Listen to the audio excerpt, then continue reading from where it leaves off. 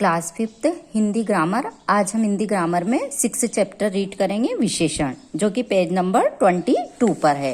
विशेषण एग्जेक्टिव। हम सबसे पहले विशेषण की डेफिनेशन देखते हैं।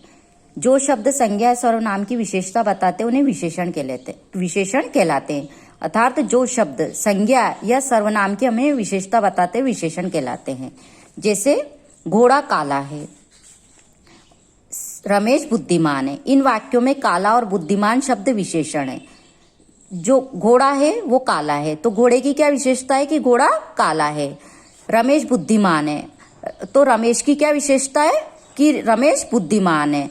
तो यहाँ पे इन वाक्यों में काला और बुद्धिमान शब्द विशेषण है, क्योंकि काला शब्द घोड़े की और बुद्धिमान शब्द रमेश की विशेषता बता रहा है कि जो बुद्धिमान कौन है, रमेश। तो ये रमेश की विशेषता बता रहा है कि रमेश बुद्धिमान है। अब विशेष्य, जिन शब्दों की विशेषता बताई जाती है उन्हें विशेष्य कहते हैं।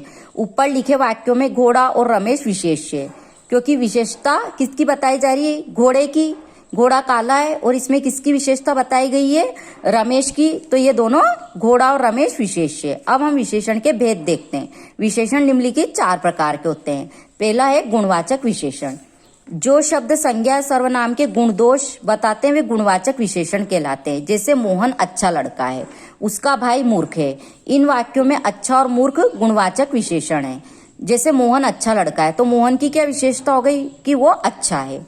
उसका भाई मूर्ख है और उस मोहन का जो भाई है वो मूर्ख है, तो मोहन के भाई की क्या विशेषता हो गई कि वो मूर्ख है। तो ये इनके गुण बता रहे हैं।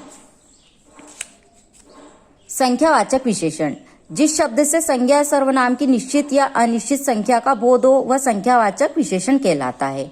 संख्या यानी गिनती। जैसे सोहन के 4 पुत्र हैं, मुझे कुछ रुपए दो। इन वाक्यों में 4 शब्द निश्चित।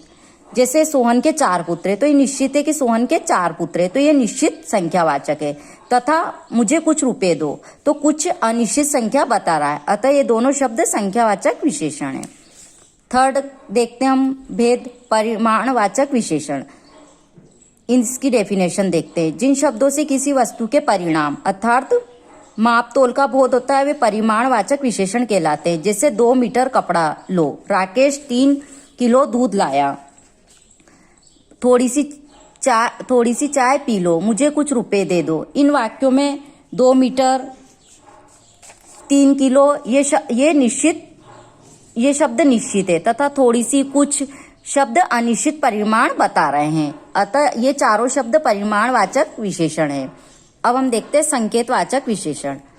जो शब्द संज्ञा या सर्वनाम की ओर संकेत करते हुए संकेतवाचक विशेषण कहलाते हैं। जैसे संकेत, अपन किसी को भी इशारा करके कुछ बता रहे हैं या कोई इशारा करके कोई चीज बता रहे हैं। जैसे ये पुस्तकें हमारी है, तो ये हम संकेत से बता रहे हैं कि ये पुस्तकें हमारी है। वह लड़का बुद्धिमान है, तो हम हाथ से इशारा करके बताते हैं कि जैसे वह लड़का बुद्धिमान है। इन वाक्यों में ये तथा वह शब्द क्रमश पुस्तक को तथा लड़के की ओर संकेत करते हैं, अतः ये दोनों शब्द संकेतवाचक विशेषण हैं। अब हमने ये चैप्टर पूरा रीड कर लिया है, इसको आप भी अच्छे से रीड करेंगे और आपकी जो हिंदी ग्रामर की कॉपी है उसमें विशेषण की डेफिनेशन और विशेषण के भेद के नाम लिखेंगे आप। Thank you.